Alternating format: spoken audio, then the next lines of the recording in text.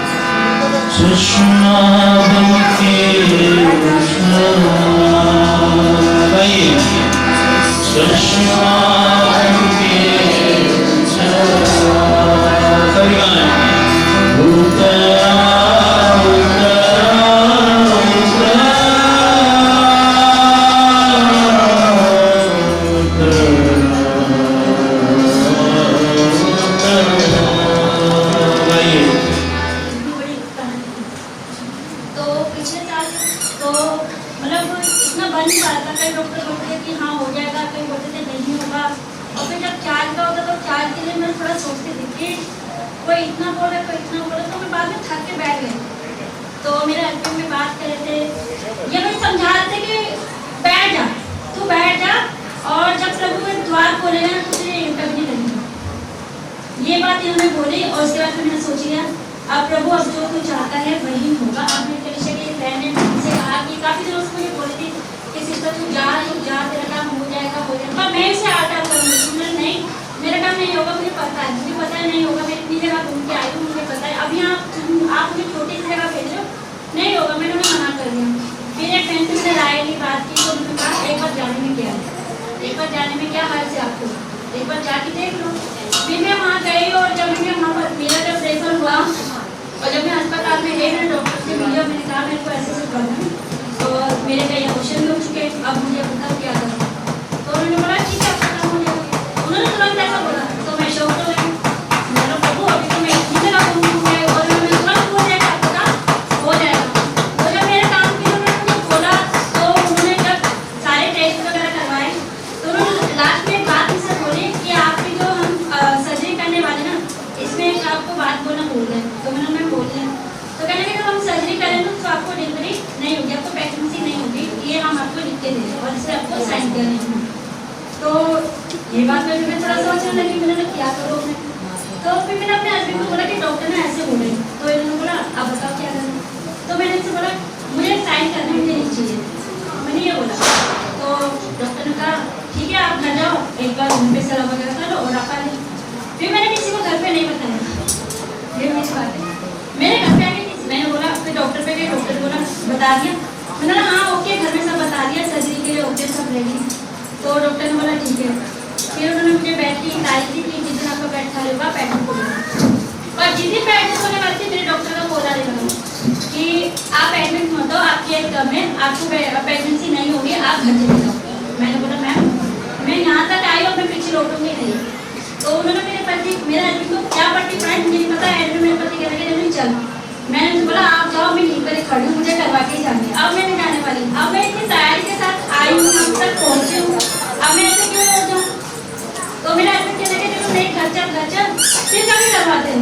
मैंने बोला फिर कभी करवाते, अभी तो आप कहते हैं जब होगा तो ऐसे ही हो जाएगा, और अभी जब होने के वाले तो आप भाग रहे हो। तो मैं ये ऑपरेशन की ओर खींचने लगी, ये मुझे नाक खींचने लगी। मैंने बोला नहीं अब मुझे करवा के ही जाना है, अब कब क्या करूँ। तो फिर मेरी डॉक्टर से बात हुई, डॉक्टर ने बोला बेटा आपकी एज छोटी है, आपको प्रेगनेंसी नहीं होगी, आप चले जाओ 5-6 साल का टाइम से ले लो, फिर आप इसी अस्पताल में आना और फिर मैं करके दूँगी। तो मैंने बोला मैम जो चीज़ का होना है उसका क्या फायदा, जो चीज़ मुझे होनी है उसका क्या फायदा। तो मैंने उनसे कहा कि मैम अब मैं चीज़ पे आस में लग सकती और मैं इनका वेट नहीं कर सकती। मैं नहीं चाहती कि मेरी एक चीज़ के चक्कर में मेरा शरीर खराब हो, मैं नहीं चाहती कि मेरे शरीर में और रोग लगे, मुझे दिक्कत हो, इससे पहले वो चीज़ आप कर दीजिए। तो मैंने डॉक्टर से कहा, तो डॉक्टर ने बोला अरे ये लड़की मानी नहीं, ठीक है आप फोन करिए, आप हमको एडमिट कर दें। फिर मेरी डॉक्टर मुझे आई समझाने के लिए, मुझसे बात करने के लिए आई कि बेटा आप चले जाओ, आपको प्रेगनेंसी नहीं होगी, आप चले जाओ। पर मैंने उनसे कहा नहीं, अब मैं यहाँ तक आई हूँ, अब मुझे लौटना नहीं है, अब मुझे करवाना है। तो फिर हमारी बहन की मुझे बात है विश्वासी थी, तो मेरा ऐसे लगे तो किसी की सोची कम से कम मेरे भी नहीं सोची थी किसी की सोची। तो मैंने एक लोग के दादी से बात की, तो उन्होंने मुझसे कहा कि डॉक्टर क्या करें, मैंने डॉक्टर ऐसे बोले। तो कह लगे आप क्या चाहते हैं, मैंने देखो मैंने ना प्रभु को छोड़ दिया, ये आम डॉक्टर पर करने वाला मेरा प्रभु है, जब वो लेगा ना तो किसी डॉक्टर की नहीं चलेगी हमारा। तो मैंने बोला मैं अब आगे पढ़ना है मुझे, मैंने बोला मैं यहाँ पर आई हूँ, डॉक्टर के लिए नहीं आप घर जाओ मुझे वहाँ से दिखाने। मैंने बोला नहीं अब प्रभु करने वाला वो है तो मैं भी पीछे हटूँ।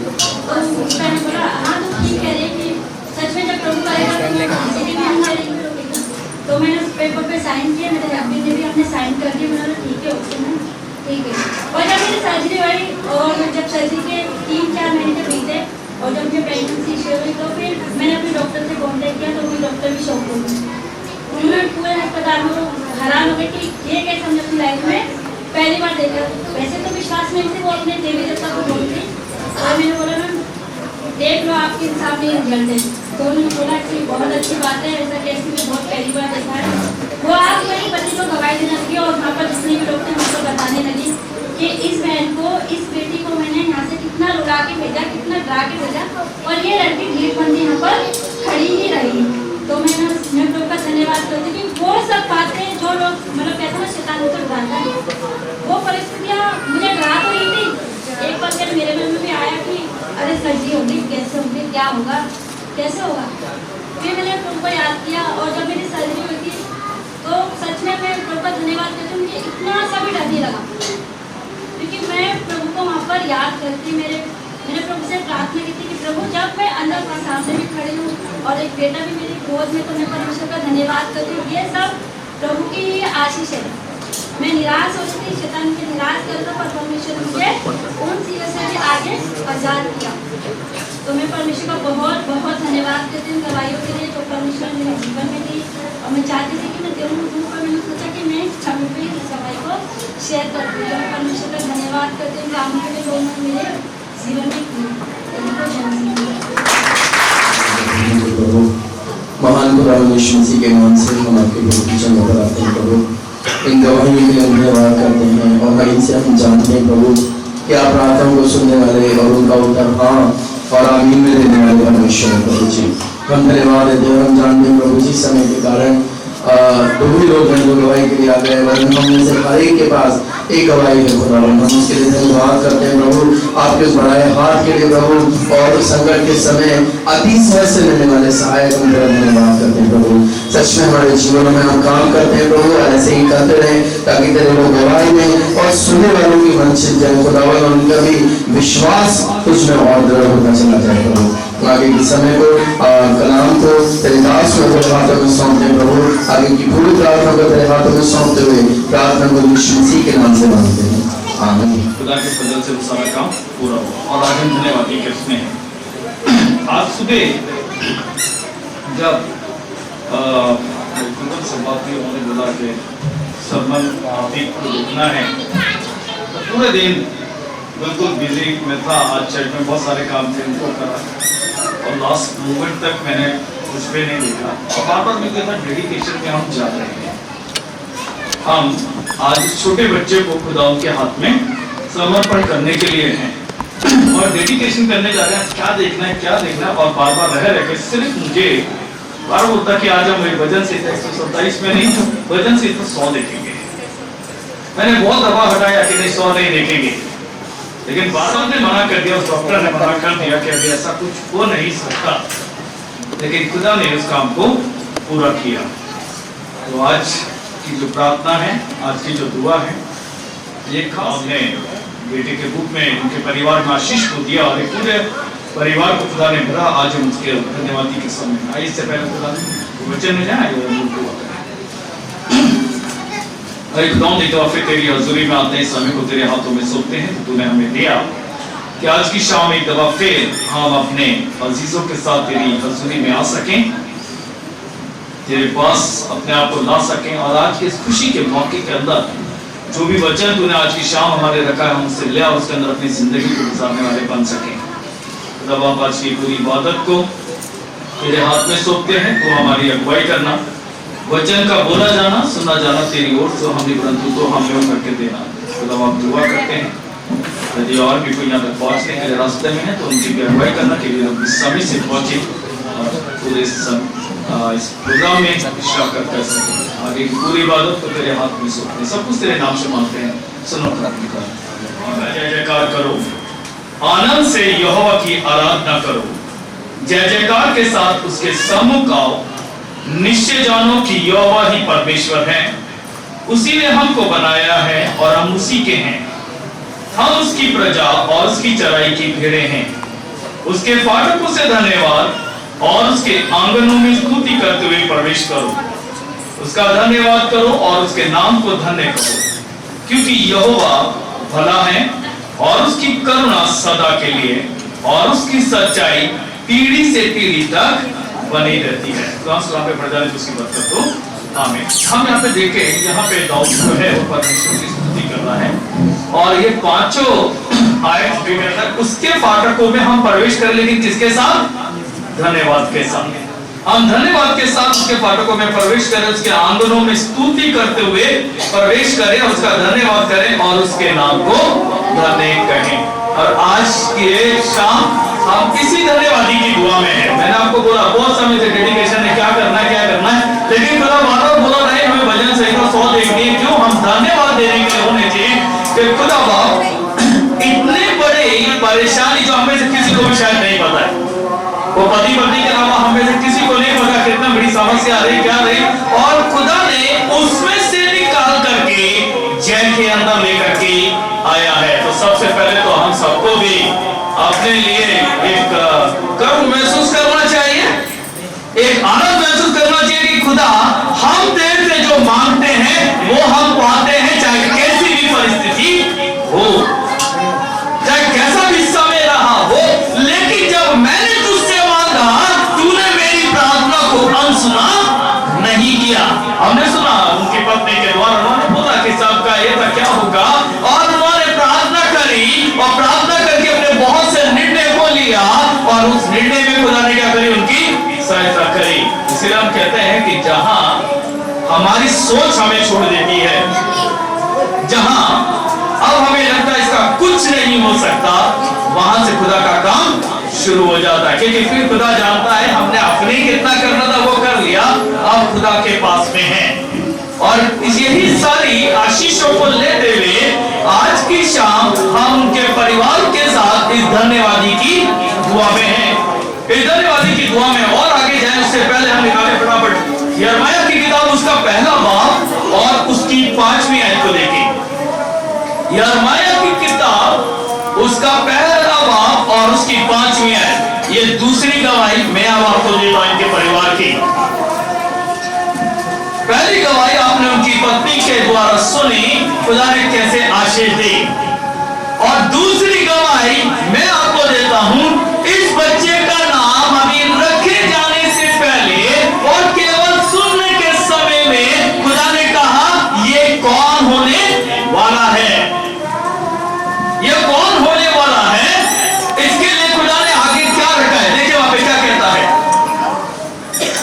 गर्भ में रचने से पहले ही मैंने तुझ पर चित्त लगाया, और उत्पन्न होने से पहले ही मैंने तेरा अभिषेक किया, मैंने तुझे जातियों का भविष्यद्वक्ता ठहराया।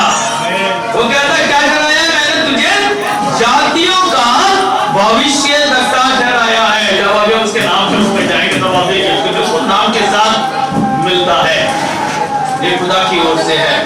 तो सबसे बड़ी चीज आज की शाम सिर्फ ऐसा नहीं है कि हम लोगों ने सोचा, उनके परिवार ने सोचा कि ये रिवायत है, हमें उसका डेडिकेशन होना चाहिए, उसकी क्रिस्टिंग होनी चाहिए, हम सिर्फ उसमें जाए, नहीं।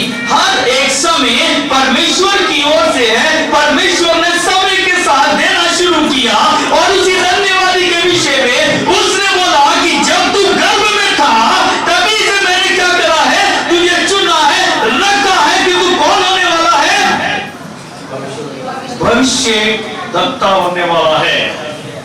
हम लोगों के लिए खुदा की ओर से प्रोफेसी है, मैं प्रोफेसी नहीं, मेरी नहीं है, ये खुदा की ओर से प्रोफेसी है कि खुदा ने हमें दिया है कि वो परमेश्वर के लिए बहुत सी जातियों को बचाने वाला है, बहुत से कुल को बचाने वाला है, बहुत से राष्ट्रों को बचाने वाला है, बहुत से लोग जो अपनी जिंदगी के अंदर जिन्हें शांति नहीं होगी, वो उनके लिए खुदा ने उसे उद्धार का एक कारण ठहराया है। आज उनके परिवार को, कलीसिया को, और जितने हमारे पासवान यहाँ पर है सारे आगे बैठे, सबको आनंदित होना चाहिए कि खुदा ने हमारे लिए एक जन को और भेजा है। अभी हम क्रिसमस की तैयारियों में चल रहे हैं, हाँ क्रिसमस की तैयारी अगले महीने से हम मनाना शुरू कर देंगे, इसलिए कि यीशु मसीह आएगा, उसका मतलब उसके बर्थडे है, हाँ उसके जमीन पर आने की खुशियों को मनाने के लिए। उससे पहले खुदा ने हमें दे दिया कि हम उसके साथ साथ आने वाले समय के लिए इस बच्चे के लिए भी हमें आनंदित होना है।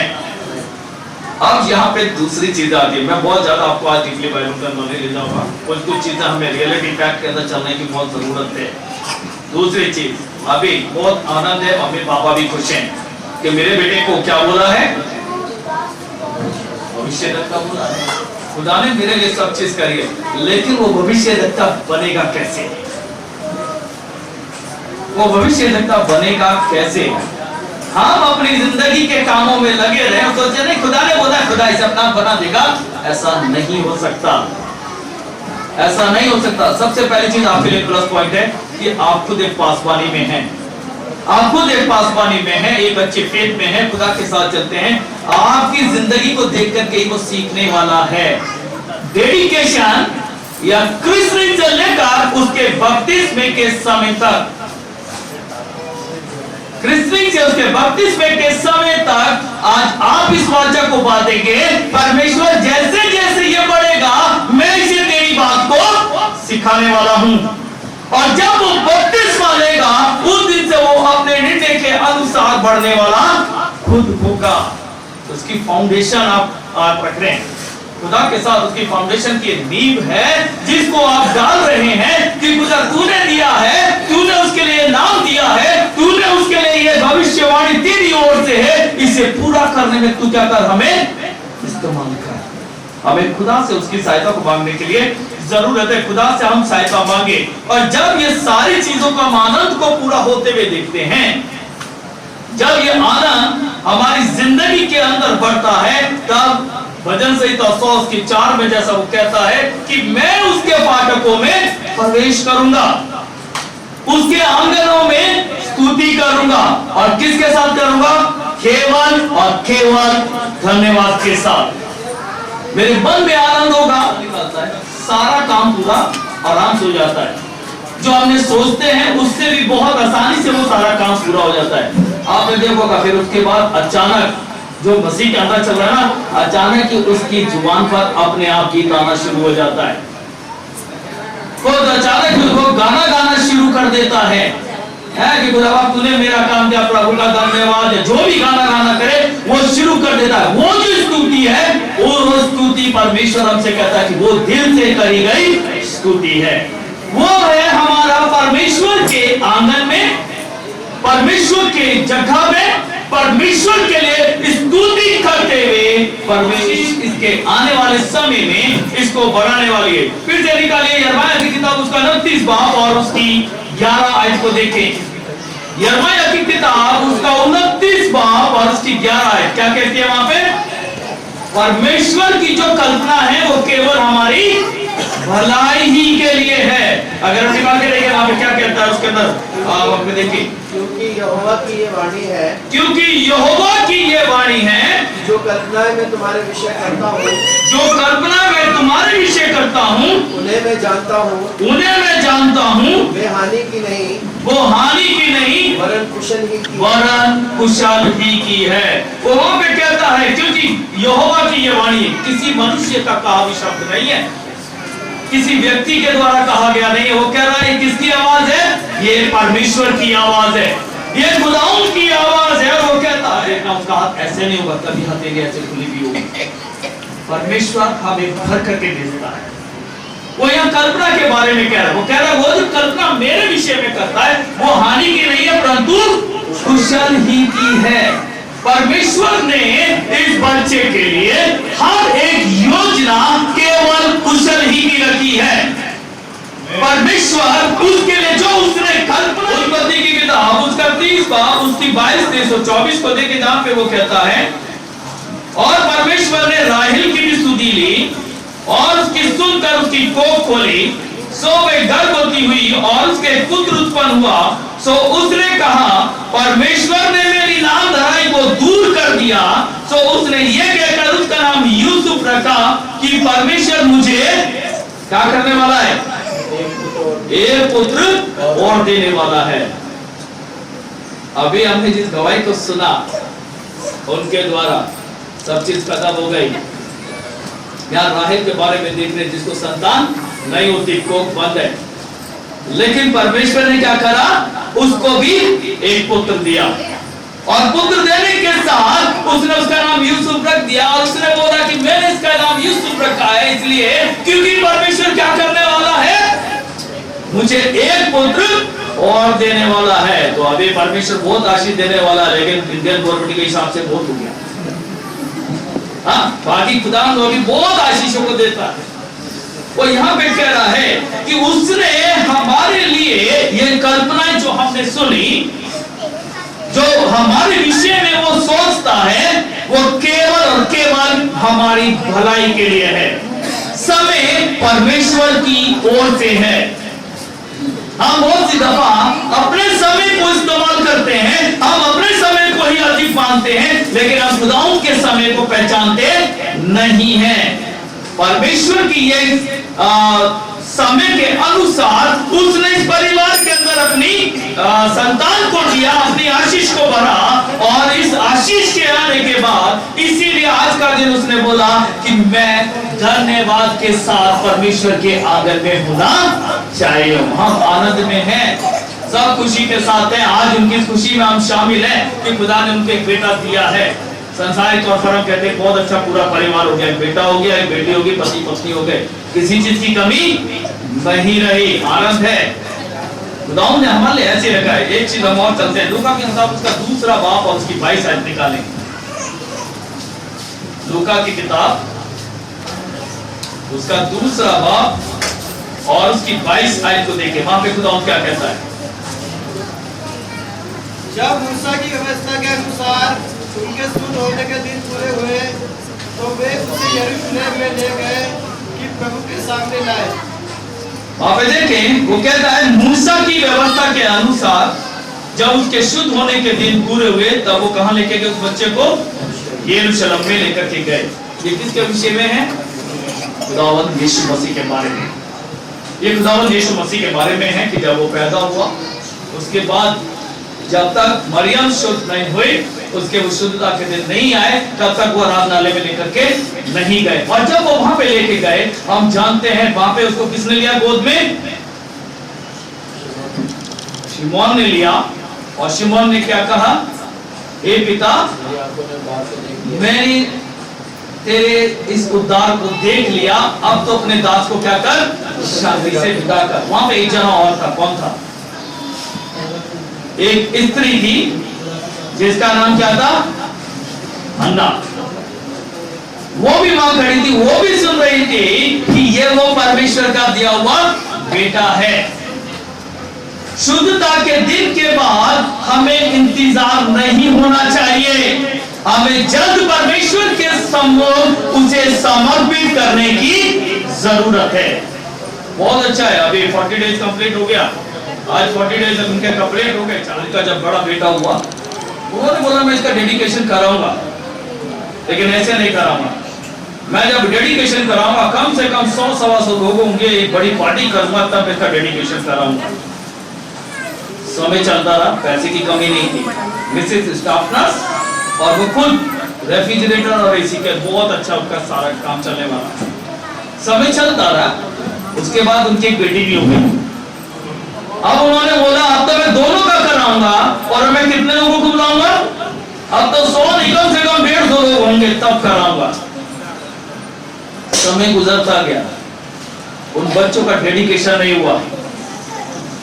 वो पिता इस संसार से भी चला गया, बच्चों का डेडिकेशन बैप्टिज्म तक नहीं हुआ। बड़े होने के बाद जब वो बच्चे 15-16 साल की एज में आए, उन्होंने खुद निर्णय लिया, तब जाकर उन्होंने बपतिस्मा लिया।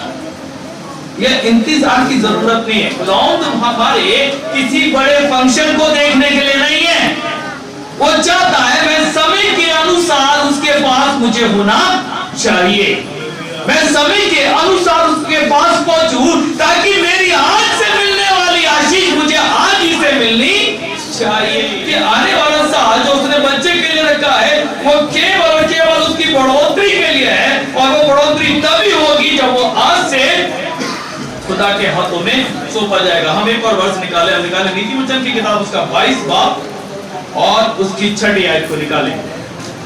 नीति वचन की किताब। लड़के को उसी मार्ग की शिक्षा दे जिसमें उसको चलना चाहिए, और वह बुढ़ापे में भी उससे न हटेगा। वो कहता है लड़के को हम किसकी शिक्षा दें? जिसमें उसे चलना चाहिए। अभी तो बहुत समय है उसको समझाने के लिए, अभी समय है ना, बिल्कुल है, 2-3 साल के बाद। लेकिन हम संसारिक तौर पर क्या सोचते हैं कि इसको समझाने का समय कब आएगा? जब वो 10-12 साल का हो जाएगा, तब समझाएंगे क्या अच्छा है, क्या करना है, क्या नहीं करना। आज सुबह मैं अपनी कलीसिया में बोल रहा था, मैंने बोला आज मैं बहुत आनंदित था अपनी कलीसिया के उस वाक्य को लेकर। मैंने कहा पहले हमारे क्या होता था, बैठने के बाद चिप्स का पैकेट खुल गया, बच्चा चिप्स खा रहा है, जैसे देख रहा आखिरी होने वाला ले दूसरा भी शुरू हो जा, देखा वो भी खत्म हो गया, कुछ नहीं मिला तो बेटा मोबाइल से तू खेलना शुरू कर दे। बच्चा मम्मी पापा की गोदी में बैठा, बच्चा खेल रहा है, मम्मी भी लग गई खेलने, पापा भी खेलने लग गया। बहुत समझाने के बाद आज की डेट में कोई नहीं खाता, इसलिए मैंने बोला आज बहुत आनंद है कि कोई बच्चा बैठ के नहीं खाता।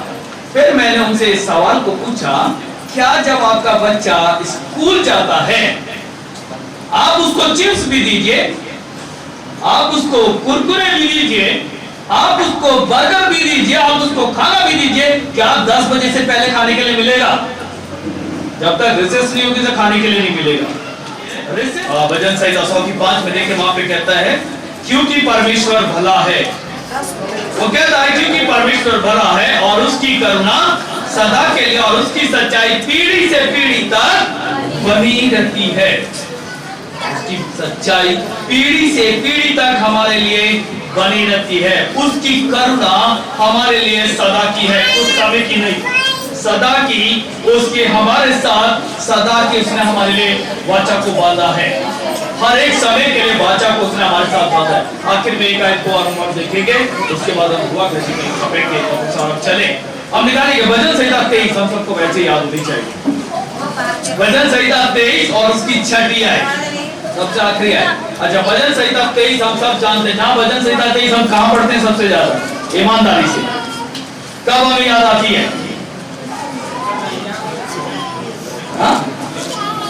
मृत्यु में भी सही है, लेकिन सबसे ज्यादा कहां याद आती है? नहीं, ये डिप्लोमेटिक वाला छुट्टी आप बात साहब। जीवन भर मेरे साथ साथ बनी रहेगी और मैं यहोवा के धाम में सर्वदा वास करूंगा। वहां पे कहता है निश्चय वाला और करुणा मेरे साथ केवल 10 साल बनी रहेगी, जीवन भर बनी रहेगी। क्या है ना, कितने समय तक बनी रहेगी? जीवन भर बनी रहेगी। और मैं क्या करूंगा? यहोवा के धाम में सर्वदा वास करूंगा। कितने लोग तैयार है उसके धाम में रुकने के लिए? बहुत अच्छा है, बहुत अच्छा है। हमें उसके धाम के अंदर रहने के लिए कोई ये नहीं सोच रहा कि मरने के बाद जाएंगे तभी उसके धाम में पहुंचेंगे। यहीं पर हमें काम करना है। परमेश्वर हमारे जीवन से अपने कार्य को देखना चाहता है। परमेश्वर देखना चाहता है हम क्या करते हैं। पहला पत्रस के पहले अध्याय के अंदर, दूसरे अध्याय के अंदर देखिए, वहां पे वो साफ कहता है कि हम उसके गुण को प्रकट करने वाले होने चाहिए। अंधकार में से निकालकर उसने हमें ज्योति में, वो कब संभालेगा? जब तक मैं हाथ नहीं बढ़ाऊंगा वो मेरा हाथ नहीं पकड़ने के लिए। और मैं ऐसे खड़ा हो खुदावा मेरे को थाम के रख, मेरा हाथ पकड़ ले, कौन सी तरफ हाथ है? राइट पकड़ू, लेफ्ट पकड़ू या दोनों पकड़ के उठा दूं? दोनों उठा ले तो बिल्कुल ऊपर गए। तो इसीलिए वो कहता है जब तक मैं अपने हाथ को नहीं बढ़ाऊंगा खुदा नहीं संभालने वाला। कहता अपने धर्म में दाहिने हाथ से मुझे संभालेगा, और जब वो अपने धर्म में दाहिने हाथ से मुझे संभाले हुए है तो मैं हमेशा उसके धाम में सर्वदा वास करने वाला करते हैं। अपने संतानों के लिए दुआ करते हैं, खुदा बाप को जाने दे।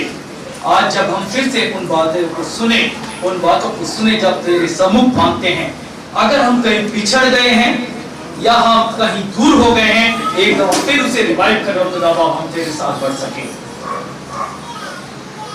तेरा चुना जाना व्यर्थ न जाने पाए। तूने हमें अंधकार में से निकालकर ज्योति में बनाया और अपनी नीच प्रजा बनाया। तूने हमें अपनी ज्योति की संतान बनाने वाले, जिससे वो लोग जो आज भी कठिनाइयों में हैं, परेशानियों में हैं, बीमारियों में हैं, तकलीफों में हैं, उस रोशनी के अंदर आके तसल्ली पाने पाए, तेरे नाम को जान सकें। खुदा बाप खास तौर से धन्यवाद देते हैं, तूने उसका जो नाम दिया और उसके बाद खुदा बाप तूने जो ये भविष्यवाणी उसके लिए दी है, प्रोफेसी खुदा बाप जो तूने अपने वचन से दी, वो जान दे खुदा बाप।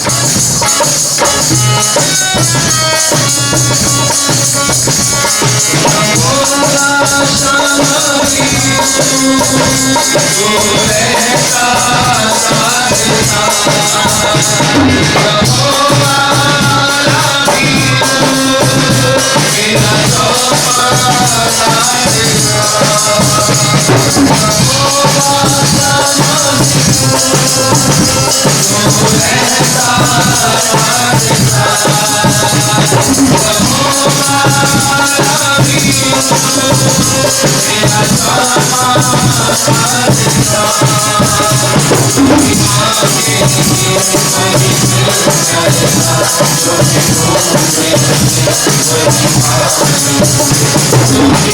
चिंता को प्रकट करते हैं कि बच्चों को मेरे पास आने दो, इन्हें मना ना करो, क्योंकि परमेश्वर का राज्य ऐसे ही का है।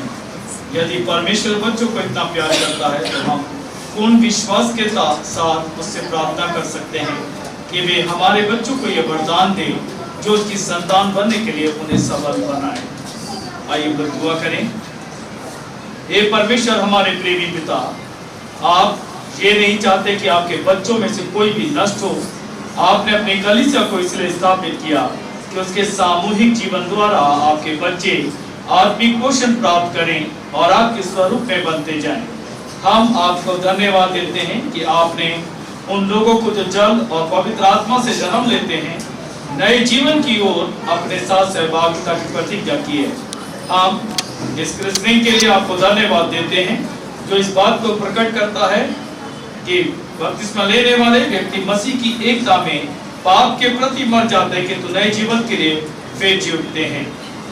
परमेश्वर उस सामर्थ्य से जो क्रियाशील है हमारी प्रार्थना और कल्पना से कहीं अधिक कार्य कर सकता है। उसी परमेश्वर की महिमा कलीसिया में तथा मसीह यीशु में पीढ़ी से पीढ़ी तक होती रहे। आमीन। क्या आप परमेश्वर के और इस मंडली के सामने वचन देते हैं कि आप स्वयं कलीसिया के विश्वास का दृढ़ता से समर्थन करते रहेंगे और उसे बनाए रखेंगे? क्या आप वचन देते हैं कि आप स्वर्ग और पृथ्वी के सृष्टिकर्ता सर्वशक्तिमान परमेश्वर पिता पर विश्वास करने और उस पर भरोसा रखने में इस बच्चे की सहायता करेंगे? खिलाए गए वे सब के उद्धारकर्ता और प्रभु होकर अब महिमा में जीवित हैं और जीवितों और मृतकों का न्याय आप वचन देते हैं कि परमेश्वर के पवित्र आत्मा पर जो परमेश्वर के लोगों को नया जीवन देता है उनका मार्गदर्शन करता और उनको सामर्थ्य देता है विश्वास करने और उस पर भरोसा रखने में इस बच्चे की सहायता करेंगे? क्या आप वचन देते हैं कि अपनी प्रार्थनाओं के द्वारा, अपने आचरण के द्वारा और अपने मार्गदर्शन के द्वारा इस बच्चे की सहायता करेंगे ताकि जैसे जैसे ये बच्चा बढ़ता जाए वे परमेश्वर से प्रार्थना और उसकी आराधना करता रहे, वे बाइबल का अध्ययन करता रहे, वे प्रभु यीशु मसीह के आदर्श और शिक्षा का अनुसरण करता रहे, वे उदारता से दूसरों को अपनी आशीषों में सहभागी करता रहे और कलीसिया द्वारा मसीह की गवाही में सक्रिय भाग लेता रहे? क्या आप वचन देते हैं कि मसीह के ज्ञान और अनुभव में बढ़ने में इस बच्चे की सहायता करेंगे ताकि जब ये बड़ा होकर अपने विवेक से काम लेने लगे तो मसीह पर अपने निजी विश्वास को सबके सामने स्वीकार करें और कलीसिया के सहभोजी सदस्यता में सम्मिलित हो? क्या आप चाहते हैं कि इस बच्चे को डेडिकेट किया जाए?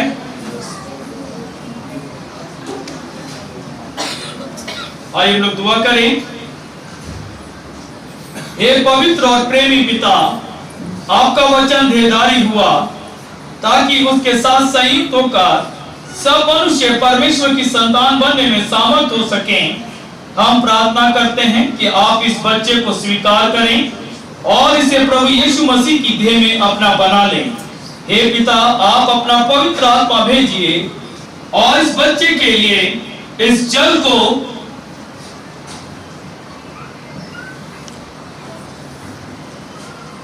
को पवित्र कीजिए। खुदा बाप, खुदा बेटे, खुदा रूह कुदूस की बरकत इस पर होने पाए। जैसे देह जल से शुद्ध और तरोताजा होती है वैसे ही बच्चा जिसका इस जल के द्वारा डेडिकेट होने वाला है नया जन्म पाए और हमारे प्रभु यीशु मसीह में शाश्वत जीवन की आशीष प्राप्त करे। क्योंकि हे पिता प्रभु यीशु आपके और पवित्र आत्मा के साथ युग युगांत जीवित और राज्य करता रहे। आमीन।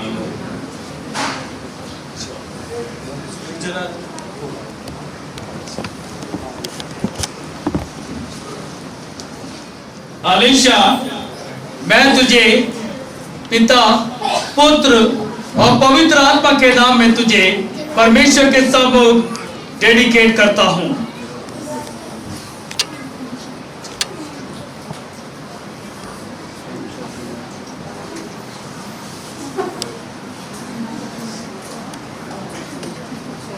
आज से इस बच्चे का नाम अलीशा रखा गया है, अलीशा सिंह, जो कि पासवान कुलवंत और उनकी पत्नी, उन दोनों के द्वारा तय किया गया ये नाम है। और अभी वही मकसद जो मैंने शुरू में बोला, ये खुदा का मकसद है, खुदा ने उसको रखा है। आइए हम लोग दुआ में जाएं। हे सर्वशक्तिमान परमेश्वर, हमारे स्वर्गीय पिता, आपने अपनी दया से तथा हमारे उद्धारकर्ता प्रभु यीशु मसीह के उद्धार करने वाले कामों के द्वारा अपने राज्य में प्रवेश करने के लिए सब लोगों को बुलाया है। हम आपको धन्यवाद देते हैं कि आपने इस अलीशा को आज इस विधि के द्वारा अपना बना लिया। जल और पवित्र आत्मा द्वारा आपने इसे नया जन्म दिया और मसीह की देह का इसे एक अंग बनाया। हम आपसे प्रार्थना करते हैं कि जीवन भर इसे पवित्र और अपने विश्वास में दृढ़ बनाए रखिए और इसका मार्गदर्शन करते रहिए। इसके माता पिता को सामर्थ्य दीजिए कि वे उन प्रतिज्ञाओं को जो उन्होंने की हैं पूरा कर सके, ताकि उनकी देख रेख में ये अलीशा आपके प्रेम के ज्ञान और भक्ति में बढ़ता जाए। हमारे प्रभु यीशु मसीह के द्वारा जो आप में एक पिता और पवित्र आत्मा के साथ बुद्धि, सामर्थ और प्रेम में परमेश्वर है, हम सब और सदा सर्वदा धन्यवाद और स्तुति की बलि भेंट अर्पित करते रहें। आमीन। इस समय खुदावंद उसकी अगुवाई और इस समय बिशप चांद मसीह साहब जो हैं वो इस समय दुआ में हमारी अगुवाई करेंगे। आइए सम्राट, ये जमीन के खालिक और मालिक परमेश्वर खुदावंद हमको दिया है हमें, क्योंकि परमेश्वर हमें तृप्त करके भेजने वाला परमेश्वर है। जिस उसने अपने वचनों से हमें तृप्त करा है, इससे हमारी शारीरिक चीज़ों का भी ख्याल रखने वाला परमेश्वर है। आइए हम प्रार्थना करते हैं। खुदा परमेश्वर ये सुंदर दिन के लिए खुदावन जो खुशी तूने अपने दास को परमेश्वर अपने जन्म को दिए और जिस खुशी को हम सब सेलिब्रेशन कर रहे हैं, उसके साथ ही खुदावन तूने हमारे लिए भोजन का इंतजाम किया है। खुदा बाप परमेश्वर पिता, आपके पवित्र नाम में, यीशु नाम में हम उस भोजन को तेरे हाथों में सौंपते हैं परमेश्वर। उसे शुद्ध कर, पवित्र कर, खाएं, बल पाएं खुदावन। ऐसे ही खुदावन और भी आनंद के भोजन में हम सहभागी हो सके परमेश्वर। धन्यवाद करते हैं जिन्होंने इंतजाम किया, उन सबको तो बरकत दे मेरे परमेश्वर। उन हाथों को जिन्होंने बनाया उनको भी खाने के लिए जा सकते हैं और